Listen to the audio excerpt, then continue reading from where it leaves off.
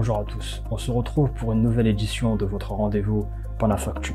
Au programme aujourd'hui, l'annonce des pays de l'AES de la construction d'une centrale nucléaire, le rapport annuel de la Cour des comptes du Burkina Faso, le projet de loi d'amnistie générale du président Macky Sall. À Ouagadougou, une réunion s'est tenue du mardi 20 au jeudi 22 février 2024 et a réuni des représentants des sociétés d'électricité des pays de l'AES. Les discussions ont porté sur l'exploitation des ressources locales, la sécurisation des infrastructures et la mise en place de mécanismes pour le système de distribution et de commercialisation.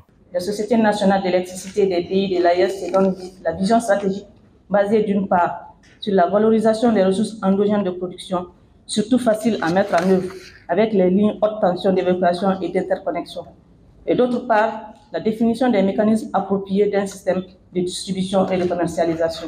Un plan d'action ambitieux a également été proposé pour concrétiser ces stratégies. À court terme, la construction d'une centrale nucléaire est envisagée d'ici 2034. À moyen terme, la mise en service de la centrale à charbon de Salkadama d'une capacité minimale de 600 MW est prévue d'ici 2028. Il faut dire que l'électricité, c'est un secteur marchand, un secteur qui, s'il arrive à équilibrer ses comptes, peut mobiliser suffisamment de ressources pour réaliser les infrastructures. Je voudrais vous citer un exemple célèbre concernant la réalisation des infrastructures. C'est la construction du barrage de la Renaissance en Éthiopie. Et la construction de ce barrage était confrontée à des difficultés de financement.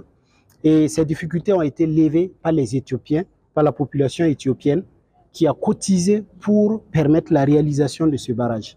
Nous avons vu que dans le cas du Burkina, avec ce que nous traversons, la population s'est mobilisée pour une contribution volontaire pour que nous puissions défendre notre pays. Et cette contribution, si elle est nécessaire pour développer des infrastructures, et je pense que nous pouvons y aller. Le ministre responsable de l'énergie, Yacouba Sabré-Gouba, a souligné la nécessité de développer une résilience énergétique et de renforcer la coopération énergétique dans l'espace sahélien face à un environnement sociopolitique en mutation. Pour concrétiser ces plans, les experts ont formulé des recommandations clés, notamment la création d'une cellule de suivi et de coordination qui évoluera progressivement en un secrétariat permanent. Puis à long terme, en une communauté électrique de l'AES. C'est une perspective qu'on a entamée. On attend à ce qu'on se mette ensemble pour chercher le goulot d'étranglement et essayer de mutualiser nos efforts. D'autres recommandations comprennent la mobilisation de ressources propres, le développement de nouveaux partenariats, l'harmonisation des textes nationaux et l'instauration d'une politique tarifaire au sein de l'AES. En conclusion, cette réunion historique a tracé une feuille de route prometteuse pour garantir la sécurité énergétique au sein de l'Alliance des États du Sahel. Les experts ont jeté les bases d'une coopération renforcée et d'une résilience énergétique dans la région. Nous resterons attentifs à l'évolution de ces projets ambitieux et de leur impact sur la stabilité énergétique de l'espace sahélien. La Cour des comptes a présenté son rapport annuel de 2022 lors d'une conférence de presse tenue le 29 février 2024. Dans ce rapport, la Cour des comptes a mis en évidence plusieurs irrégularités liées à la subvention de l'État accordée aux partis politiques au Burkina Faso. Selon le document, plus de 500 millions de francs CFA de la subvention destinée aux activités de campagne électorale n'ont pas été justifiés et la Cour demande leur remboursement. 1 milliard 280 millions qui ont été donnés aux partis politiques.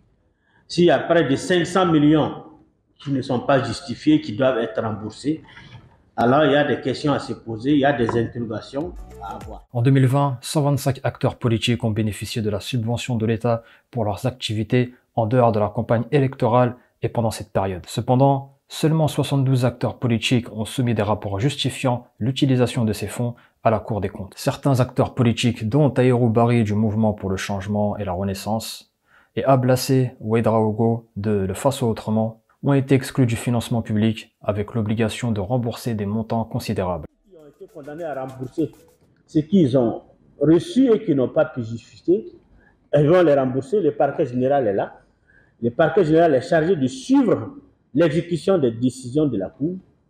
Il va rentrer en contact avec éventuellement le ministère des Finances pour voir ce qui peut être fait pour le recouvrement de ces subventions qui ont été accordées et qui n'ont pas pu. La Cour des comptes a pris des décisions concernant 22 partis et formations politiques qui doivent rembourser un total de 62 612 964 francs CFA à l'État burkinabé. Le président de la Cour des comptes suggère une réflexion approfondie sur les subventions accordées aux partis politiques, craignant que la création de nouveaux partis ne soit utilisée comme stratagème pour bénéficier de ces subventions. Le rapport annuel de la Cour des comptes pour l'année 2022 a été remis au président de la transition, le capitaine Ibrahim Traoré, le 16 février 2024. Au lendemain, le samedi 17 février 2024, les comités de veille citoyenne communément appelés les Wayiyans ont eu une rencontre d'échange avec le capitaine Ibrahim Traoré.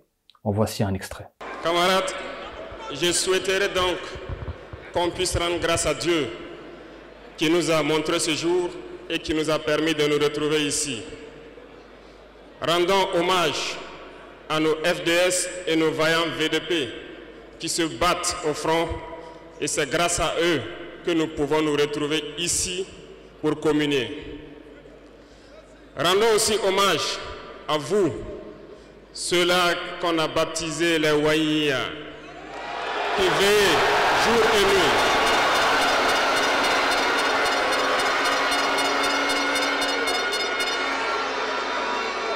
Vous qui veillez sur cette transition, vous qui veillez sur l'itinéraire que nous avons tracé, merci beaucoup à vous.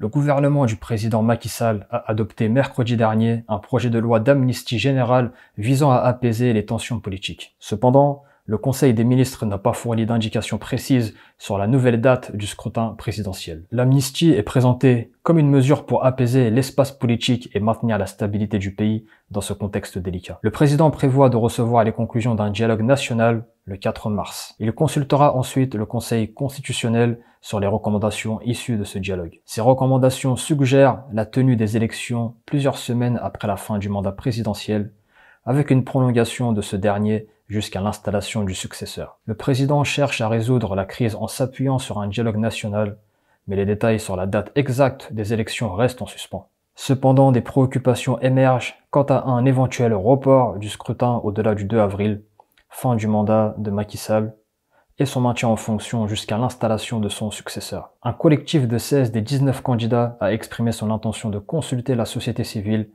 à travers une déclaration. Nous sommes préoccupés par le possible report du scrutin et le maintien du président en fonction au-delà de son mandat. Cela soulève des inquiétudes au sein du front politique et citoyen. Certains mandataires de candidats ont rejeté la recommandation faite au président et le parti de Bassirou Diomaye Faye n'est pas favorable à l'amnistie. Selon Amadou Ba, son mandataire, nous rejetons ces recommandations et notre parti n'est pas demandeur de l'amnistie proposée. Le dialogue national a abouti à un large consensus sur plusieurs points, dont la date des élections après le 2 avril, avec le 2 juin avancé par de nombreux participants. Le maintien de Macky Sall en fonction jusqu'à l'investiture du 5e président du Sénégal et la réévaluation partielle de la liste des candidats ont également été discutées. Ces propositions ont suscité des réactions mitigées au sein de la classe politique et de la société civile. 17 candidats ont boycotté le dialogue, soupçonnant le président de chercher à gagner du temps pour favoriser son camp ou pour s'accrocher au pouvoir. La réaction du Conseil constitutionnel reste une inconnue. L'opposant Thierno Alassane Sall place ses espoirs dans l'institution,